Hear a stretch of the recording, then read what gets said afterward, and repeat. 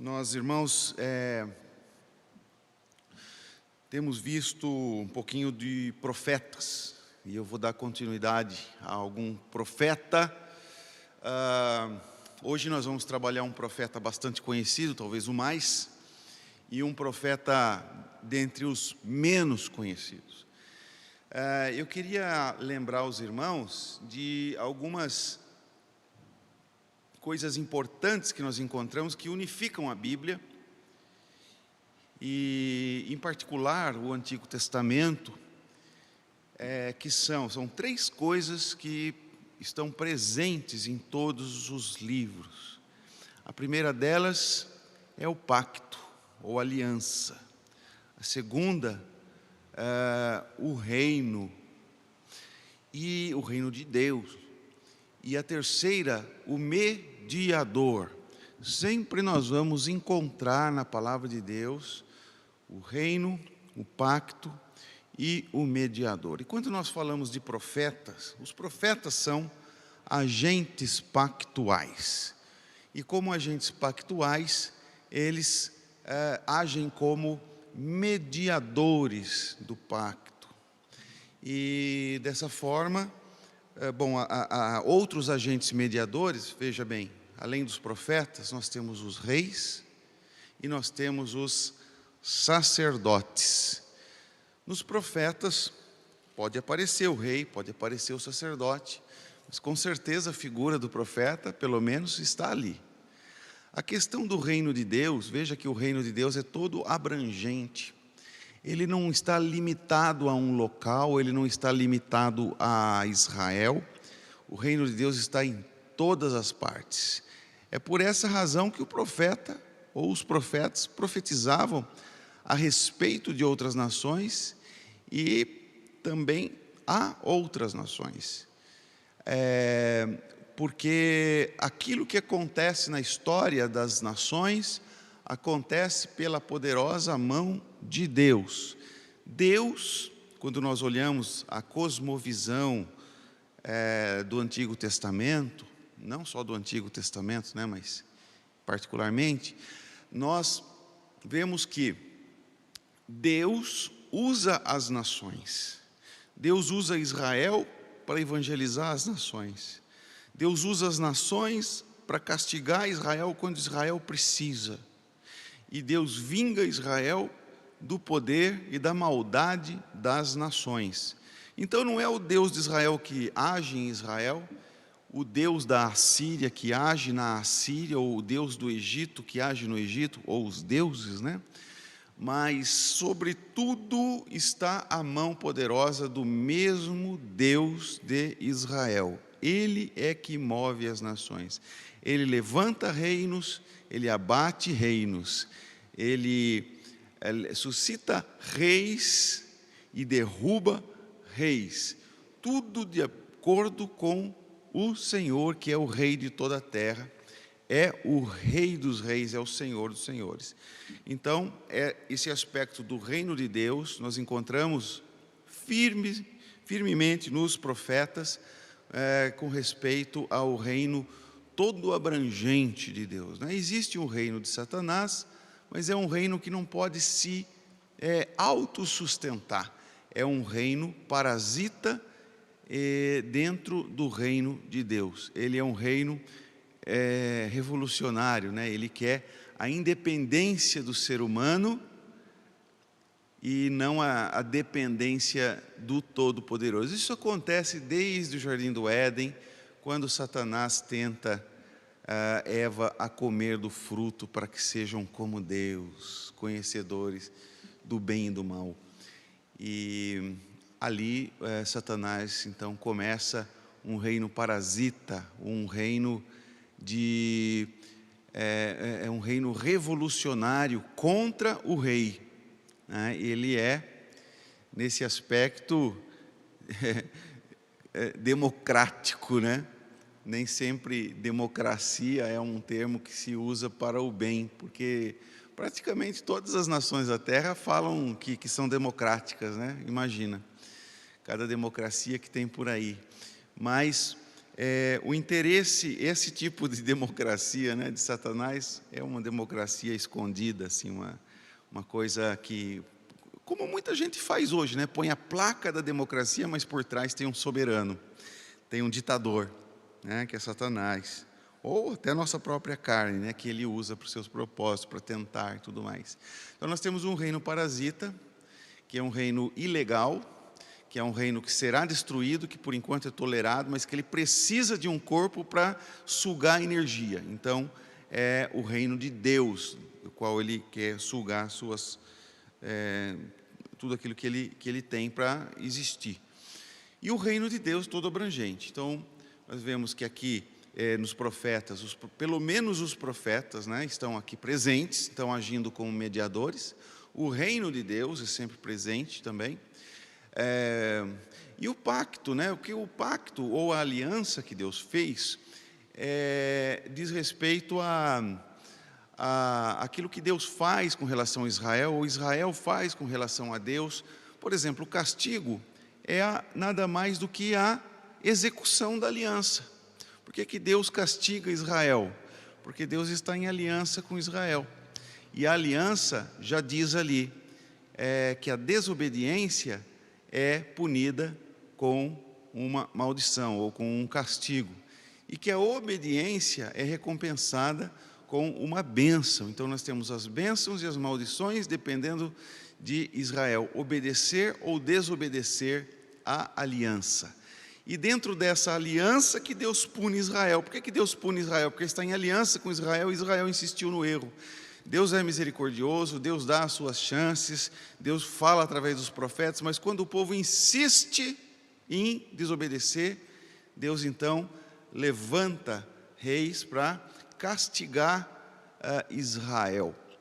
Então aqui você tem também o cumprimento do pacto. O que nós temos de pacto até os profetas? Todos os pactos do Antigo Testamento, certo? Quando Deus criou o homem, Deus fez o pacto da criação. Ali Deus estabeleceu o quê? O mandato, o mandato social, que é o casamento, né? O mandato cultural, que é o trabalho, o mandato espiritual, que é a comunhão com o Criador. A partir daí, do pecado, o homem não consegue mais, né? Porque tem também aquele aspecto da obediência que está lá na árvore do bem e do mal. Foi ali, então, que o homem desobedecendo, ele não tem mais condições de servir a Deus com a sua perfeição, né? Mesmo o homem regenerado, ainda não completamente santificado, ele tem as dificuldades para obedecer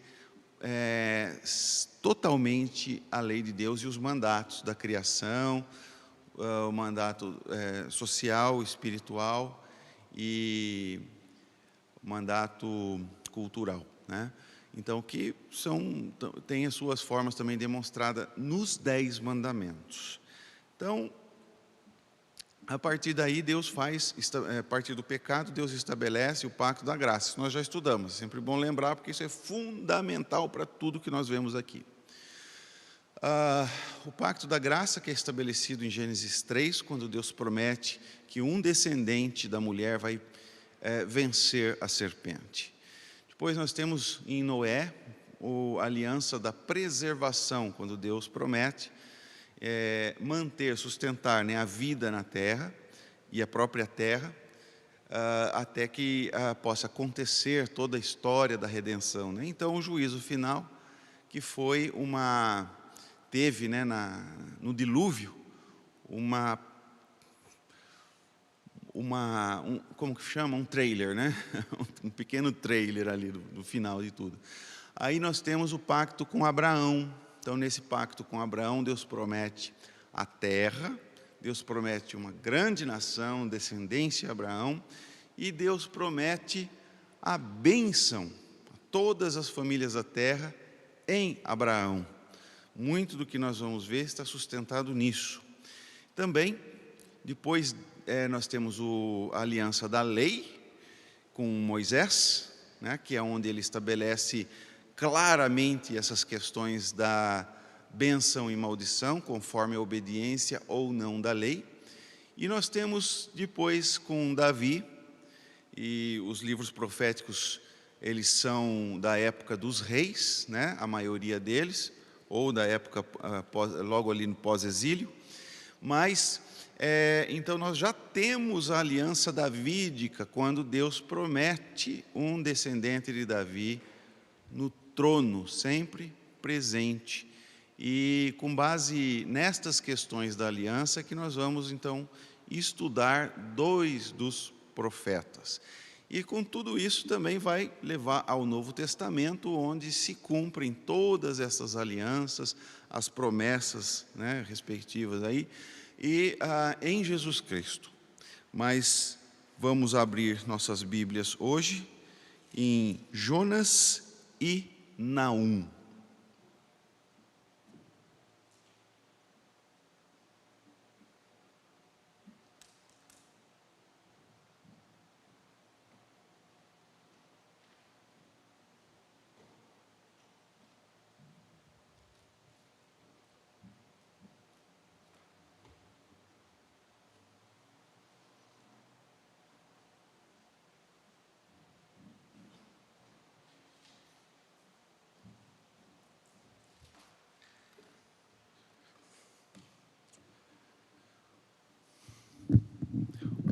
O livro de Jonas provavelmente é, dentre os profetas, o mais conhecido.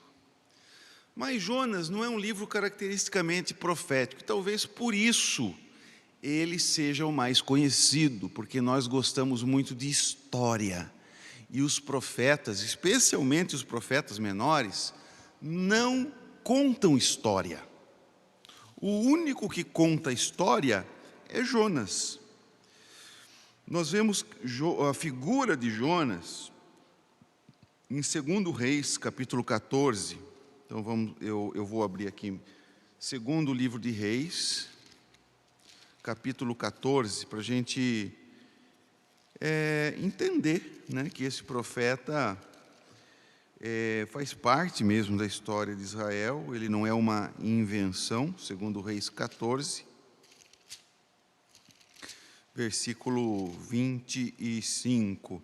Está no reinado de Jeroboão II. Jeroboão I foi o fundador do reino de Israel, o reino do norte, quando ele se separa do sul, né? Separa de Judá, depois da morte de Salomão, ali no reinado de Roboão, em Jerusalém. Então, Jeroboão I é aquele. E este aqui é bem posterior àquele Jeroboão, já está bem lá na frente da história, né? Quase no fim do reino do norte. Jeroboão II foi um reino de prosperidade no norte nessa época. E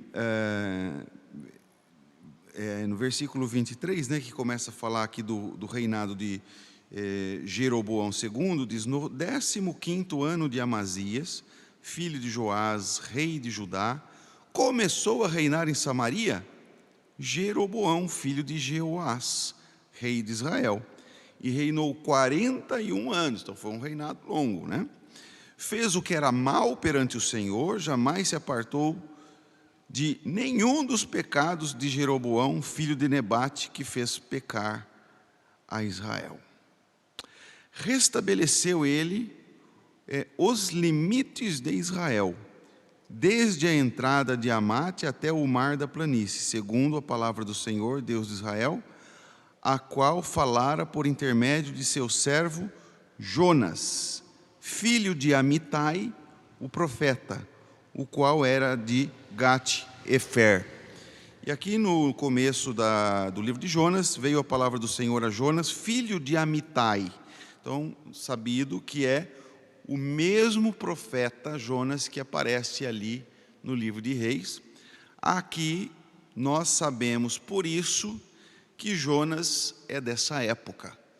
É da época ali de Jeroboão II,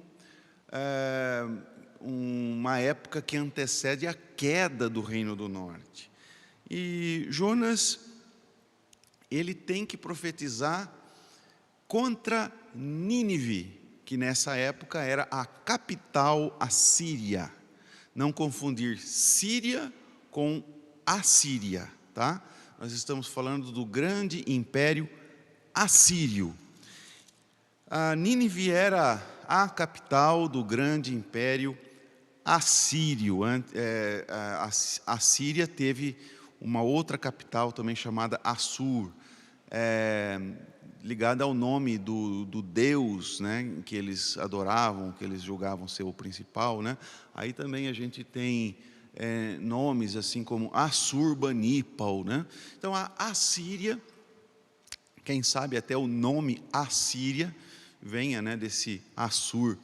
Mas a Assíria despontava como um grande império mundial, uma força extraordinária, e é algo que Deus usa como peça no grande tabuleiro de xadrez que é esse mundo, em que Deus move essa peça para cumprir a sua vontade, a sua parte no pacto que ele tinha com Israel.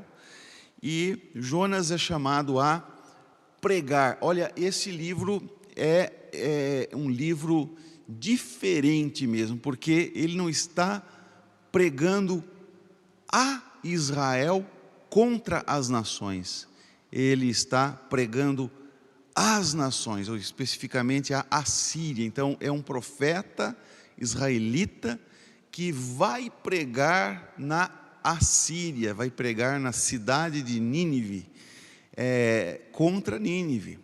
Mas nós já conhecemos a história e sabemos que Nínive se converte, e esse acaba sendo a grande decepção de Jonas. Jonas não queria pregar em Nínive, porque ele sabia que Deus era, como o capítulo 4 diz, capítulo 4, versículo 2, né, na metade dele, diz assim: pois sabia que és Deus clemente, misericordioso e tardio em irar-se, grande em benignidade, e que te arrependes do mal. Por que ele está falando isso? Ele jamais queria ver o arrependimento de Nínive, ele queria ver Nínive destruída pelo Senhor.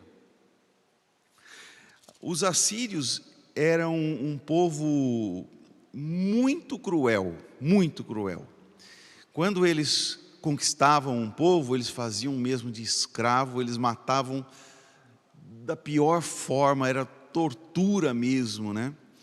Eles fisgavam os seres humanos como se fossem peixes, eles colocavam na estaca, era a coisa mais terrível. E isso para botar medo, né, nas nações, para as nações não resistirem à sua invasão, né? Então eles teriam medo da Assíria e, portanto, se entregariam sem luta, né? Porque se lutasse teria isso. E muitos povos lutavam e tal, e sofria grande tortura mesmo. Os assírios antes tinham sido também vítimas, né, de muito sofrimento, e aí eles próprios desenvolveram seu exército e as suas técnicas de tortura. Então era uma nação que estava conquistando o mundo, e era uma nação que Jonas, portanto, tinha medo dela e eles eram inimigos de Israel, e Jonas queria ver a caveira desse rei, desse povo todo. Como na história de Israel, o próprio Senhor batalhou muitas vezes pelo seu povo e venceu, né, o exército inimigo, enquanto o povo de Israel ficava só ali olhando, né, parado. O Senhor venceu. Quem sabe Ele faria isso também aos ninivitas, àquela cidade de 120 mil habitantes, que para aquela época era uma cidade extremamente grande, e para o povo assírio, né, que era um povo muito maldoso. Bom, Jonas queria isso. Jonas é um livro, como eu estava dizendo, o mais conhecido provavelmente entre os profetas, e eu acredito que pela razão dele praticamente não trazer profecia, ele traz história, e nós gostamos de história, e as profecias são difíceis de entender. Você pega um profeta menor, é pura profecia, só oráculo profético, quase que na sua totalidade, né? Isaías ainda tem alguns trechos de história que inclusive foram copiados, né, pelo escritor de Reis, algumas partes. Mas Jonas é uma história, e tudo o que nós temos de profecia no livro de Jonas é o pedaço de um versículo. É o pedaço de um versículo. Quando Jonas, aqui no capítulo 3, ele profetiza contra Nínive, apenas dizendo, ainda 40 dias e Nínive será subvertida. Então, capítulo 3, versículo 4, a segunda metade do versículo é tudo o que nós temos de profecia no livro de Jonas. Ainda 40 dias e Nínive será subvertida. Essa é a profecia do livro de Jonas. Só isso. O resto é história. Por isso que é um livro bastante conhecido, que nós gostamos de história. História é uma coisa que fica na mente, que fica na cabeça, mas toda essa história envolve essa profecia, tá? Meio versículo em Jonas é profecia. O resto, tudo mais, história. A história de Jonas, porque o livro ele tem a ensinar com a história. A profecia é aqui não o ponto central em Jonas, mas o ponto central é que Jonas deveria falar para um povo gentio, um povo pagão, um povo hostil, e ele tinha medo que esse povo se arrependesse, porque como Deus é clemente, misericordioso, ele poderia perdoar esse povo e acabar não destruindo esse povo. Olha só, né? Que coração! A gente pensa aqui conosco e vai tirar lições para nossas vidas. Às vezes nós vemos ali aquele bandido que tanta maldade fez, né? Tanta maldade fez, e de repente ele se converte, fala assim, poxa, e agora? Ele não vai ser castigado então, né? Então, muitas vezes o que passa no coração da gente, e o que se passava também no coração de Jonas. Jonas, apenas fazendo um apanhado, foi chamado para pregar a Nínive, e ele, não querendo ir para lá, foi para um lugar muito mais longe, que era a cidade de Tarsis, na Espanha. Então ele pegou um navio e, em vez de seguir por terra, né, ali para o norte, ele vai para oeste, né? Bom, ele vai em sentido ao ocidente, ali pelo mar Mediterrâneo, e quando então vem uma grande tempestade, essa tempestade vai acabar com o navio, e Jonas já entendeu, olha, isso aí veio por causa de mim, vocês precisam me atirar no mar, e porque isso tudo é culpa minha, eu fugi de Deus e tal. E eles realmente, quando fizeram isso, então tudo se acalmou, né? Nós temos um episódio sobre Jesus, que Jesus também estava no barco quando veio uma grande tempestade, mas Jesus mandou a tempestade se acalmar. Jesus é o justo, né? Jonas foi desobediente. Nós podemos falar então que ele era um profeta desobediente, ele era do mal? Não, nós não podemos falar isso de Jonas. Nós sabemos que o livro de Jonas conta para nós um erro do profeta, mas nós não podemos falar que Jonas era um profeta sempre desobediente. Não podemos falar. Nós já vimos no livro de Reis que Jonas profetizava, né? E ele era um profeta do Senhor. Isso não quer dizer que ele não errava. Ele errou aqui. Ele não quis ir pregar. Foi quando então um grande peixe o engole, e depois de 3 dias o solta na praia vivo, também referindo-se tipologicamente ao Messias, que ficaria 3 dias no seio da terra e depois sairia dali vivo. Então Jonas foi um sinal também, né? E quando Jesus não quis dar um sinal aos hipócritas, ele falou: nenhum sinal será dado senão o de Jonas, que ele se referia à sua ressurreição, depois de ficar 3 dias sepultado e sairia vivo. Jonas também ficou sepultado ali no mar, né? Foi às profundezas, até que um peixe veio e o livrou. E a oração de Jó é como um salmo. Jonas, né? Falando de Jó. Jonas, a oração de Jonas é como um salmo. Essa que está no capítulo 2. O capítulo 2 de Jonas é um salmo, que é a oração de Jonas no ventre de um peixe. E ali ele fala que Deus o salvou com aquele peixe. Jonas era alguém que também estava presente nos cultos e, portanto, foi assim que ele aprendeu a orar, com os salmos. Os salmos são orações. E ele aprendeu, então, a orar com os salmos. Ele sempre ouvia os salmos, a leitura dos salmos, quem sabe ele próprio lia, né?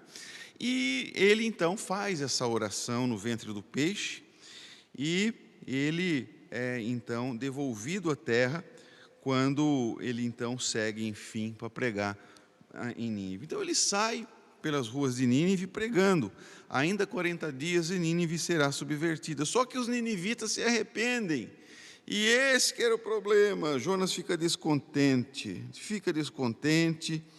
ele desgostou-se, ele orou ao Senhor e disse: Senhor, não foi isso o que disse, estando ainda na minha terra, por isso me adiantei, fugindo para Tarsis, pois sabia que és Deus clemente e misericordioso, e tardio em irar-se, e grande em benignidade, e que se arrepende do mal.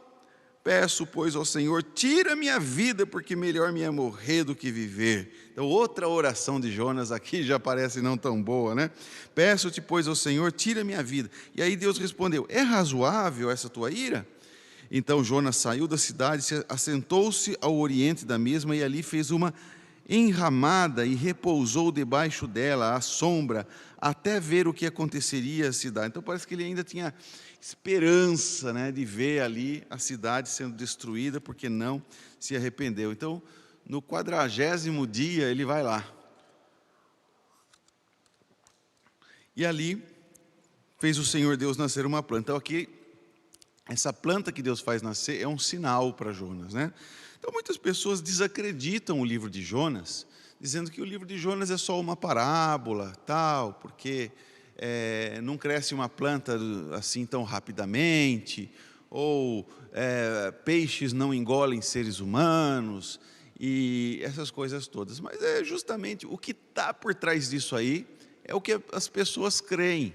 As pessoas que não creem num Deus que é poderoso, que é criador e que age na história, não vai crer mesmo, né? Existem histórias de outros povos, dos gregos, semelhantes e tal, mas então seria o livro de Jonas uma cópia desses livros gregos, uma versão hebraica desses livros gregos?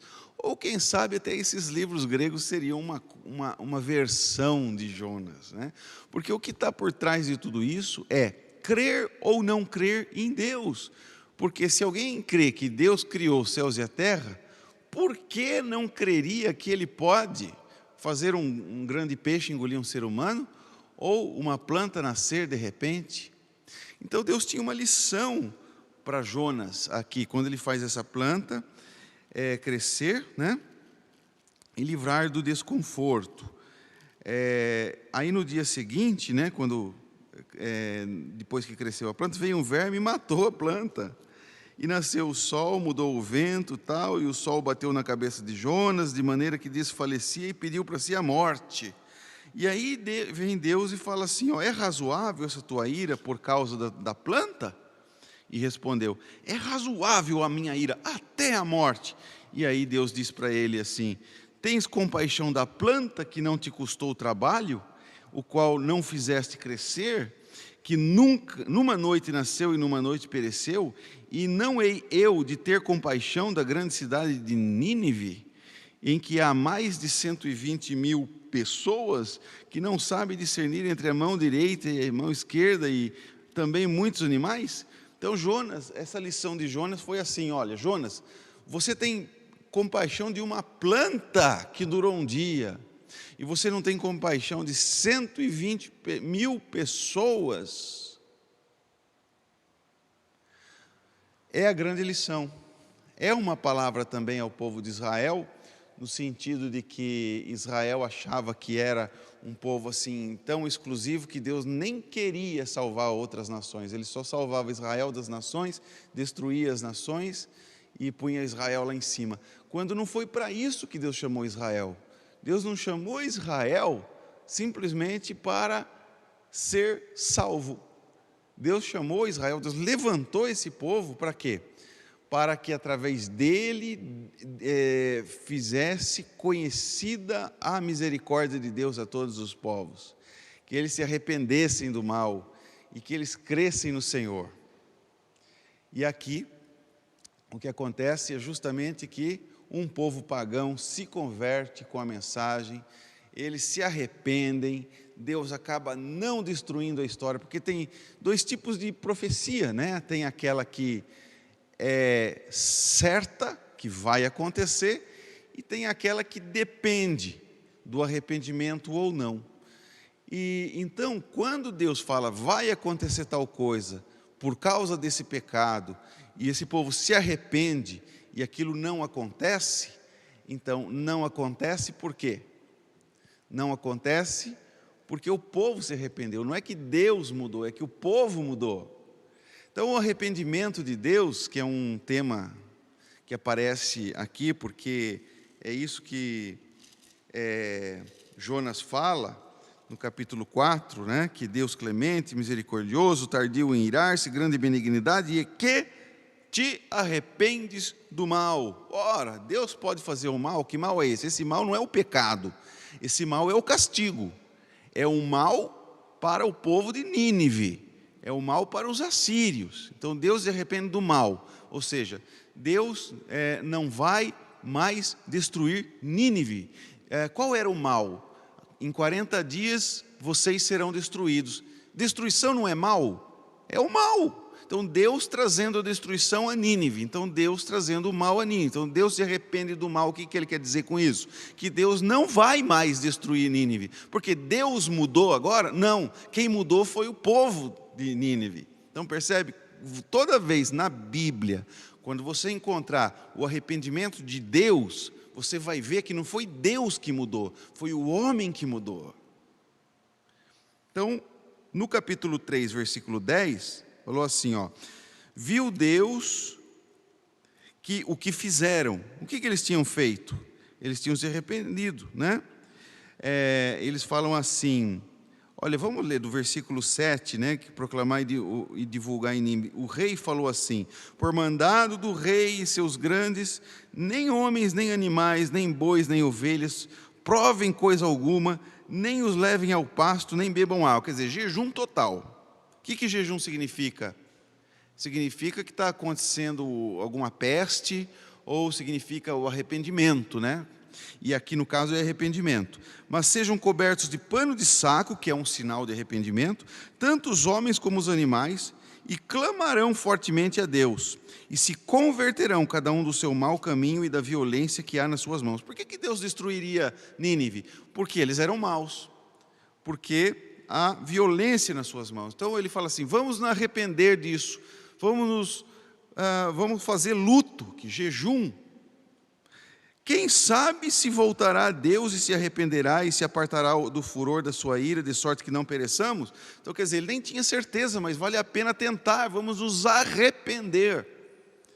E justamente foi isso que Deus viu que fizeram, que se converteram do seu mau caminho, que e por isso Deus se arrependeu do mal que tinha dito lhes faria e não fez. Tá? Então o que era? A destruição de Nínive. Deus falou que ia destruir Nínive, mas Deus não destruiu. Então Deus mudou? Não foi Deus que mudou. Foram os ninivitas que mudaram. É que chega uma hora em que Deus dá um basta. Deus também profetiza para a sua própria nação, para Israel, Mas chega uma hora que Israel insiste tanto no erro que ele fala, basta, agora vem a profecia, por exemplo, de Jeremias, né? Vem a profecia que vai acontecer e não adianta mais se arrepender, porque agora vem para valer. Ah, se arrependeu, ótimo para sua alma, né? Vai para o céu, mas aqui vai ter problema.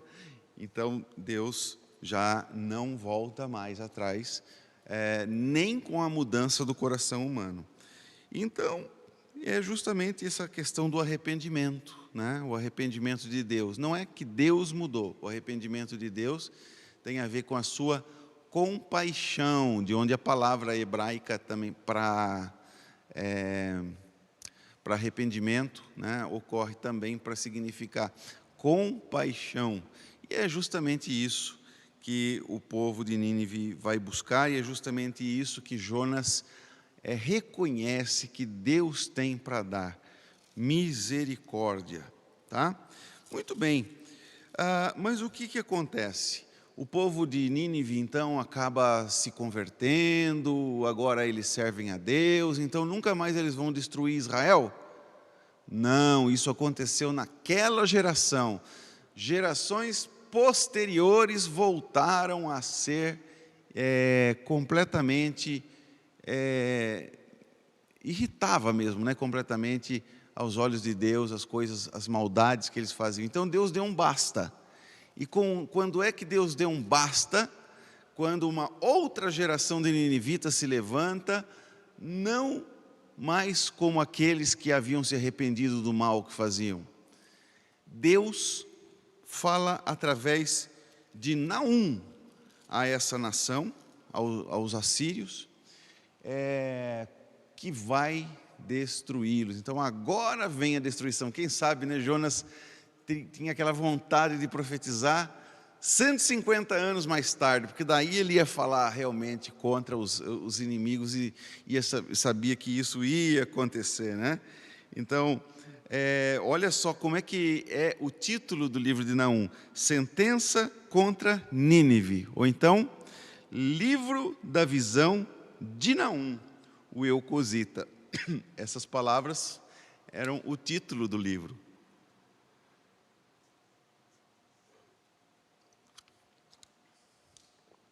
Então agora sim, agora Naum é que vai profetizar contra os ninivitas, contra os assírios, e agora é para valer, agora vai acontecer. Então veja só, de onde que Jonas tira essa palavra? Para quem por acaso não sabe, está perdido aí, está em Jonas, passou Miqueias, já é Naum, tá? Miqueias é um livro curtinho também, já vem Naum aí. Jonas tem 4 capítulos, Naum tem 3. Muito bem. São profetas menores, né? Então são livros pequenininhos. Eu quero ver com vocês de onde que vêm algumas palavras que ocorrem no livro de Jonas e também no livro de Naum. Êxodo, capítulo 34, versículo 7.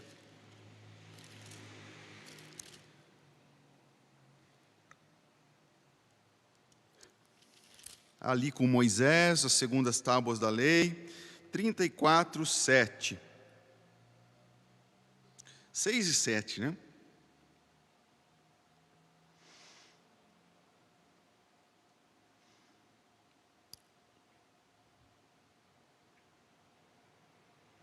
Ok, com as segundas tábuas da lei, tendo o Senhor descido na nuvem, ali esteve junto dele e proclamou o nome do Senhor. Aí, versículo 6, Moisés diz, né, bom, calma, em passando o Senhor por diante dele, clamou. Então, agora que Moisés diz, Santo, Santo, Senhor, Senhor Deus, compassivo, clemente e longânimo, grande em misericórdia e fidelidade, que guarda a misericórdia em 1000 gerações, que perdoa a iniquidade, a transgressão e o pecado, ainda que não inocenta o culpado, e visita a iniquidade dos pais nos filhos e nos filhos dos filhos até a 3ª e 4ª geração. Então, olha só, nós vemos aqui em Jonas No capítulo 4, versículo 2, segunda metade, és Deus clemente e misericordioso, como Moisés, Deus compassivo, clemente, longânimo e grande em misericórdia e fidelidade. Então, dali vem as palavras de Jonas a respeito de Deus, razão pela qual Deus é misericordioso para com a nação estrangeira. Já estava lá nas palavras de Deus, ou nas palavras de Moisés a Deus, em Êxodo, que Deus é clemente e misericordioso, e aqui ele está reconhecendo até com os povos, até com as nações. E da mesma forma que Moisés continua dizendo que ele perdoa a iniquidade, ele diz, ainda que não inocenta o culpado e visita a iniquidade dos pais nos filhos e nos filhos dos filhos até a terceira e quarta geração. E o que acontece em Nínive? Gerações posteriores não acompanharam seus pais no arrependimento e voltaram a fazer o que é errado. Por isso, Naum começa o seu livro, versículo 2, o Senhor é Deus zeloso e vingador, o Senhor é vingador e cheio de ira, o Senhor toma vingança contra os seus adversários e reserva indignação para os seus inimigos. O Senhor é tardio em irar-se, mas grande em poder e jamais inocenta o culpado. Como Moisés falou, ainda que não inocenta o culpado, e visita a iniquidade dos pais nos filhos. Olha só, então, Naum também vai no mesmo lugar onde foi Jonas, para extrair dali, agora, não como Jonas, aquela parte que fala da misericórdia, mas aquela parte que fala da justiça, porque ele não inocenta o culpado, ele também pune a terceira e quarta geração. E aqui se trata de 150 anos posterior a Jonas, a profecia de Naum. Então agora sim ele profetiza contra Nínive, e ele fala do cerco, a tomada de Nínive, a ruína completa de Nínive. Lá no capítulo 3, versículo 7, ele diz assim, há de ser que todos os que te virem fugirão de ti, dirão, Nínive está destruída. Quem terá compaixão dela?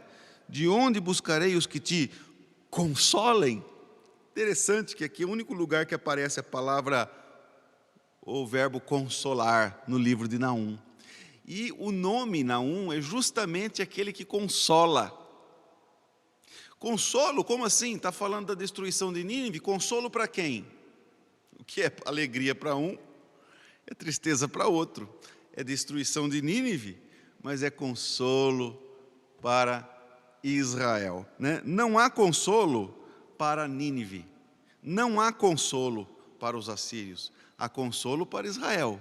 Não haverá quem te consolem, mas o Consolador também prega essas palavras para Israel, a fim de consolar Israel daquilo que Nínive fez contra ela, que Nínive fez contra Israel. E ele diz no capítulo 2, o destruidor sobe contra ti, ó Nínive, guarda a fortaleza, vigia o caminho, fortalece os lombos, reúne as tuas forças, porque o Senhor restaura a glória de Jacó, como a glória de Israel, porque saqueadores o saquearam e destruíram os seus sarmentos. Os escudos dos seus heróis são vermelhos, os homens valentes vestem escarlata, cintila o aço dos carros, no dia do seu aparelhamento vibram as lanças, os carros passam furiosamente pelas ruas e se cruzam velozes nas praças, parecem tochas, correm como relâmpagos. Tudo isso é descrição da destruição, da guerra que vem contra Nínive. Por que passa carro voando por meio de praça? Isso é guerra, destruição.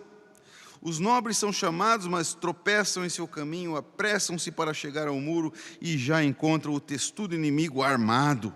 as comportas dos rios se abrem, o palácio é destruído, está decretado. A cidade rainha está despida e levada em cativeiro. As suas servas gemem como pombas e batem no peito. Nínive, desde que existe, tem sido como um açude de águas, mas agora fogem. Parai, parai, clama-se, mas ninguém se volta. Saqueai a prata, saqueai o ouro, porque não se acabam os tesouros. Há abastança de todo objeto desejável. Isso aqui são as riquezas de Nínive. Há vacuidade, destruição, ruína, o coração se derrete, os joelhos tremem, em todos os lombos há angústia, o rosto de todos eles empalidece. Onde está agora o covil dos leões e o lugar do pasto dos leõezinhos, onde passeavam o leão, a leoa, o filho do leão, sem que ninguém o espantasse? O leão arrebatava o bastante para os seus filhos, estrangulava a presa para as suas leoas e enchia de vítimas as suas cavernas e os seus covis de rapina. Eis que eu estou contra ti, diz o Senhor dos Exércitos. Queimarei na fumaça os teus carros, a espada devorará os teus leõezinhos, arrancarei da terra a sua presa, e já não se ouvirá a voz dos seus embaixadores. E continua no 3, ai da cidade sanguinária. Então isso aqui é o que é a destruição para Nínive, é consolo para Israel. Deus, enfim, vai vingar agora o que seus inimigos fizeram contra ele, né, contra Israel. Nesse ponto, a Assíria já tinha tomado o reino de Israel, já tinha levado em cativeiro, já tinha trazido o povo de outra terra, tinha sido bastante hostil para com Israel. Mas sabe, quem que Deus estava levantando nessa época, que veio e destruiu a Assíria? A Babilônia. A Babilônia vai levar quem para o cativeiro? Judá, o reino do sul. Então você lembra daquela época de Ezequias? O reino assírio não conseguiu tomar Jerusalém. Ele desceu, foi para Judá, entrou em algumas cidades, mas não conseguiu entrar em Jerusalém. E tem ainda uma pedra onde há a inscrição do rei da Assíria, fazendo com Ezequias como que ficasse preso numa gaiola como um passarinho. Quer dizer, porque ele rodeou toda Jerusalém, a sua fortaleza, né? A cidade fortificada, quer dizer, ela tinha muros ao seu redor, grandes torres, né? Muros que continham a invasão do inimigo, a menos que o inimigo tivesse uma arma mais forte para destruir os muros, para arrombar as portas, mas não conseguiu.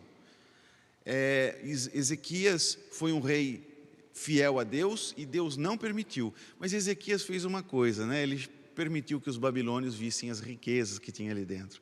Então, em reinos posteriores,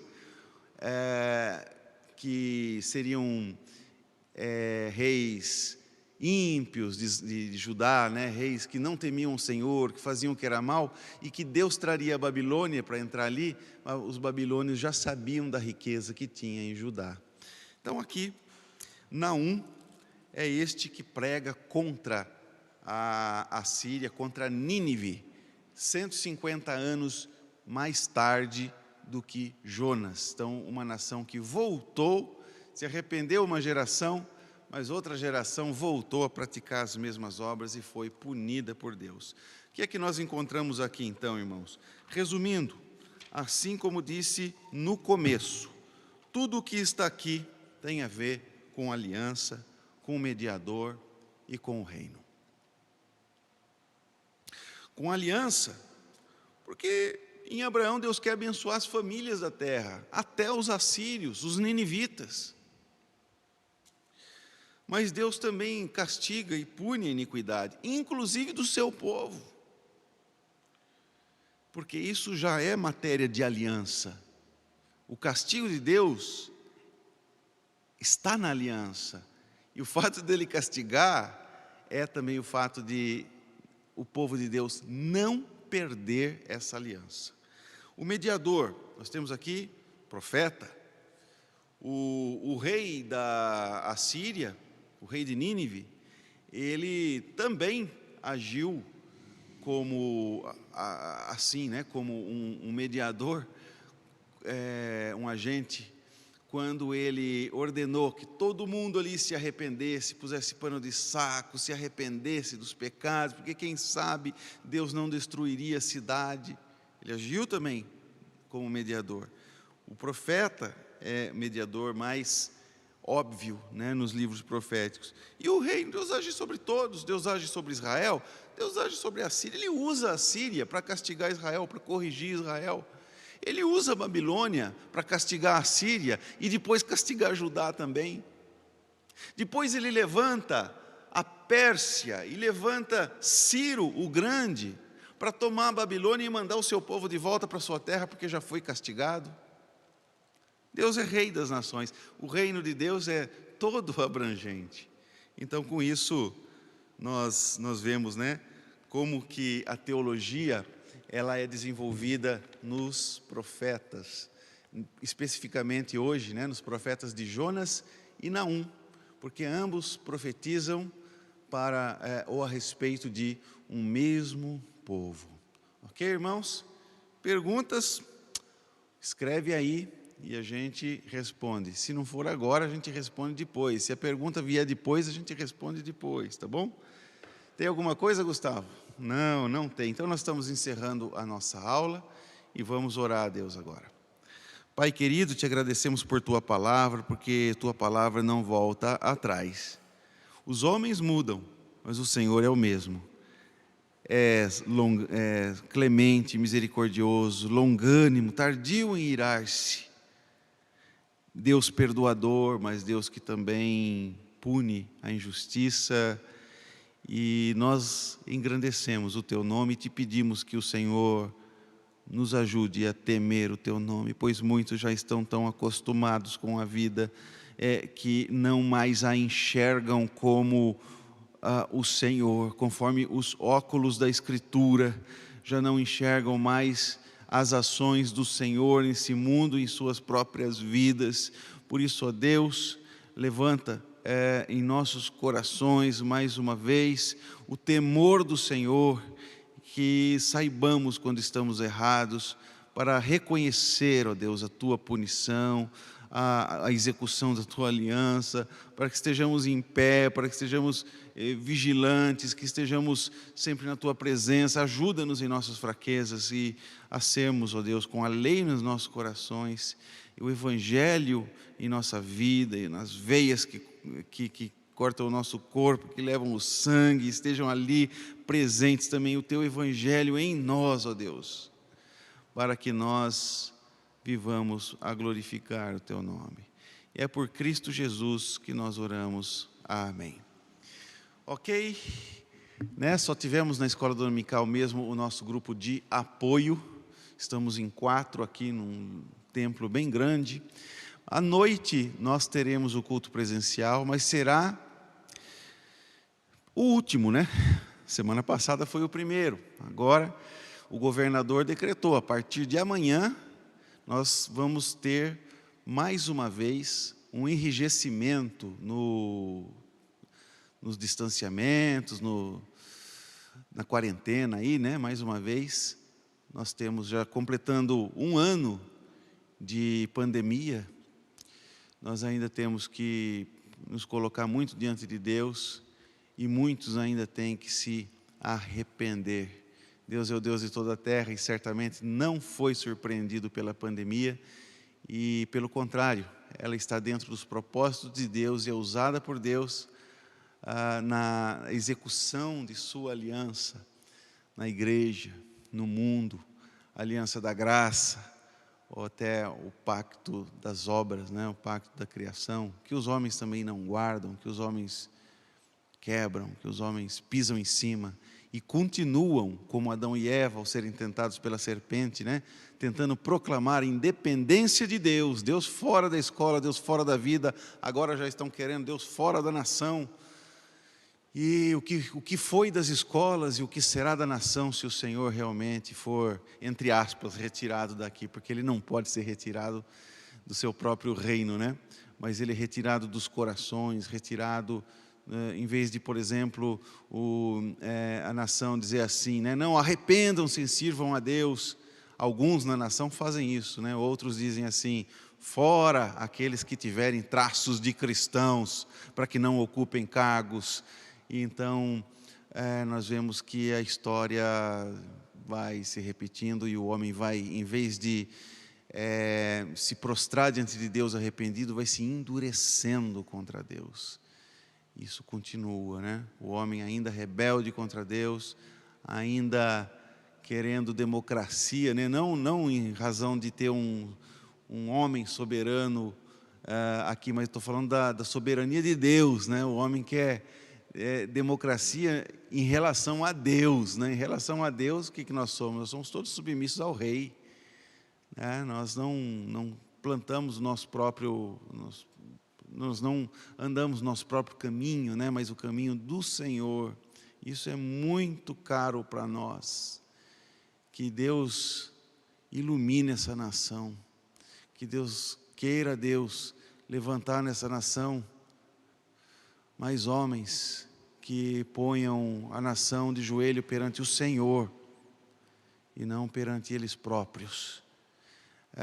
O homem na criação fez isso, né? Quis independência de Deus. E até hoje o homem está clamando por independência de Deus.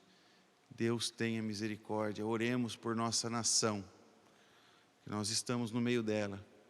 Se nossos governantes